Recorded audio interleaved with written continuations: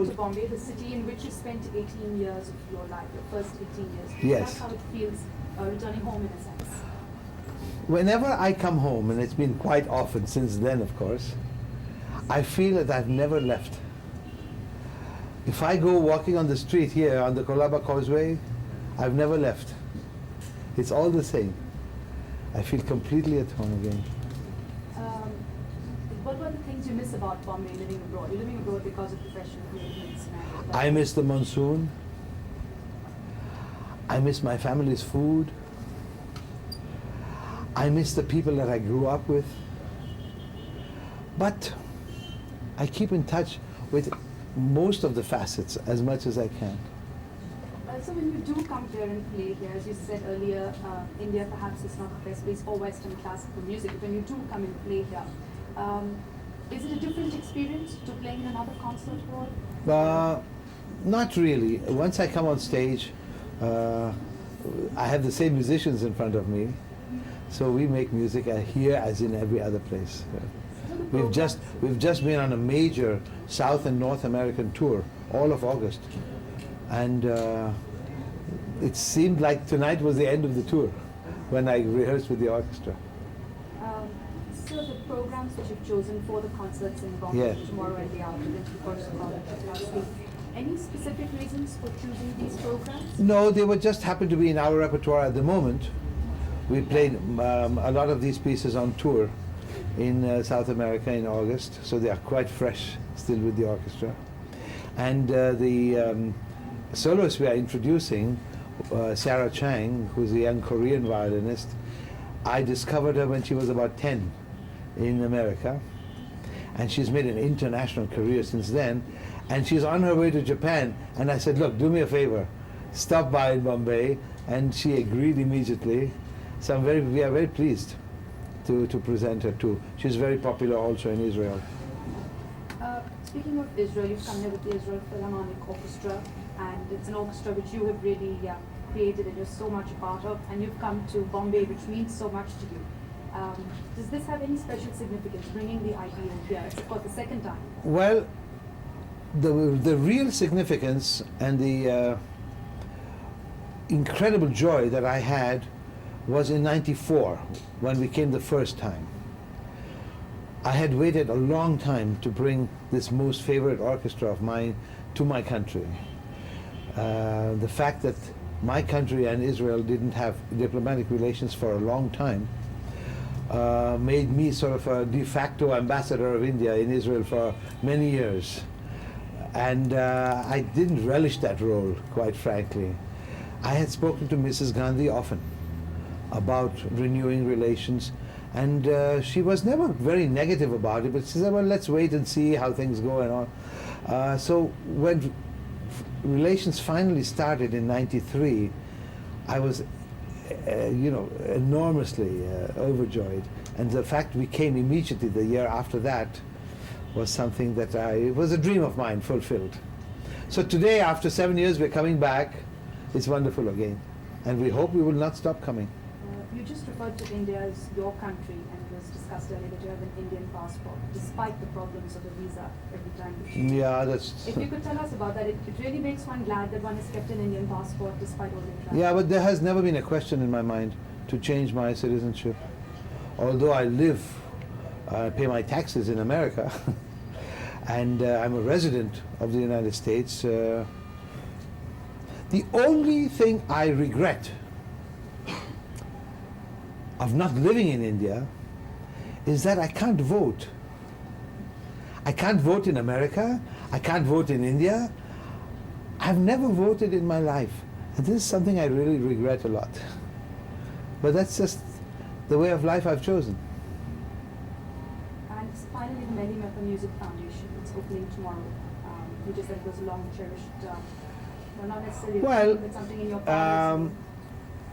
Mrs. Meru Jijiboy and her colleagues that have took it upon themselves to start this foundation in my father's name are really pioneers in the same way my father was in the 30s, because the study of Western music has really declined in the last decades, and hopefully with something like this it will start again. It will never take the place of young Indians studying Indian music. And we don't mean to do that either. Indian music is so completely ingrained into the people, it's part and parcel of the culture here, that it can never take its place. But, you know, we are dressing and we are speaking European and Western languages, and we relish the food of Europe, the wines of Europe.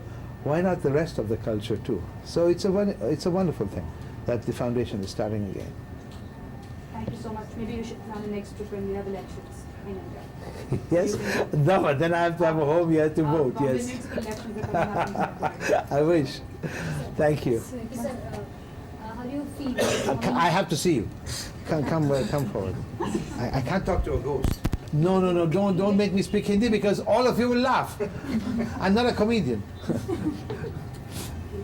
how do you feel performing in Bombay, India, after a long gap? You know, I wish I could come every year, but the organization of these trips is so complicated that it takes about 3 years before I can come again. You know, getting the sponsors and also the availability of the orchestras to travel, myself, etc. So I like to come here once in 3 or 4 years, and each time it becomes a special occasion. And I come on private visits in between. Sometimes also that far in between, but I wish I could come more. You have been performing during the Gulf War as well. So that time also you performed during the war In Israel. Yeah.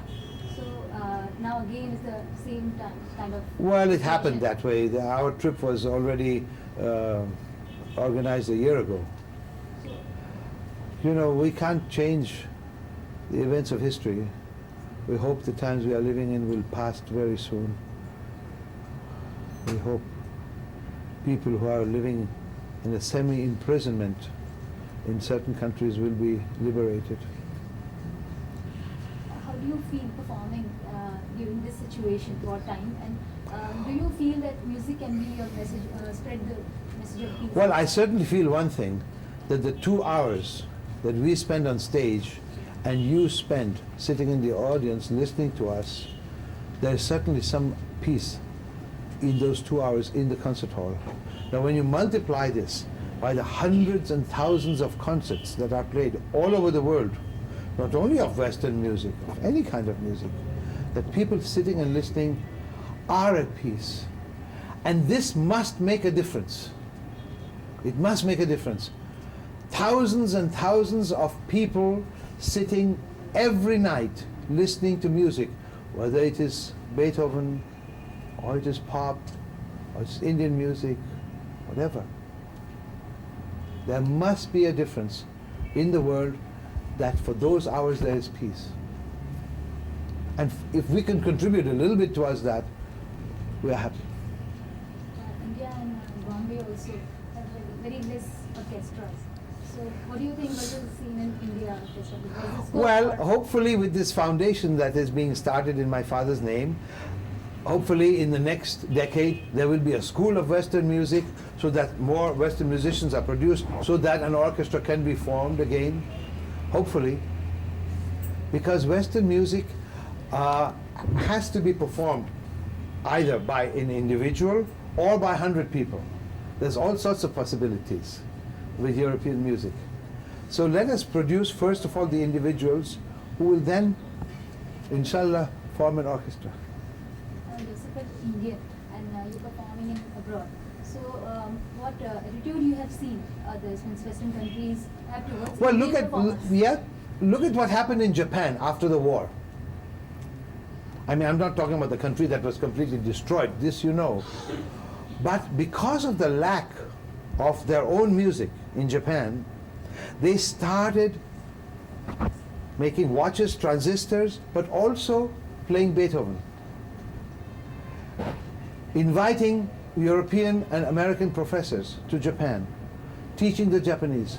Today, after 50 years, there are 12 orchestras in Tokyo, in Nagoya, when we go on a tour of Japan, we play in cities that we can't even find on the map. They have excellent concert halls. Each city has its little orchestra. But because they don't really embrace their own music as much. And this is the difference between Japan and India. I was asking that was the attitude of foreigners, foreign What? countries, was the attitude of foreign countries towards Indian classical performance in abroad? Oh yeah, Indian music abroad is becoming more and more popular. It can't be the part and parcel of the culture of France or of Germany, whatever it is. No, but our musicians like Ravi Shankar, Ali Akbar Khan, God bless his soul, and now so many musicians go and perform, and they are extremely popular. They perform at music festivals of Western music, and halls are always full. I was asking about Western classical performers also. Where? In abroad. Indian Western classical performance. Ah, yes. There are a lot now. There are a lot of symphony orchestras in Europe and England and some in America that have Indian musicians.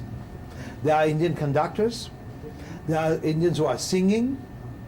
There's a half German and half Indian lady called Miss Naidu. She's going to perform with me at the Munich Opera in January. She's a mezzo-soprano. And they are coming up. As a matter of fact, now, you have this very popular Sangat festival in Bombay, where Indians living all over the world come to make music in Bombay. That's something very healthy. And it's getting very popular too. And the last thing, what's your reaction about Naipaul's? Oh, I'm very proud. Very proud. It's about time. It's about time.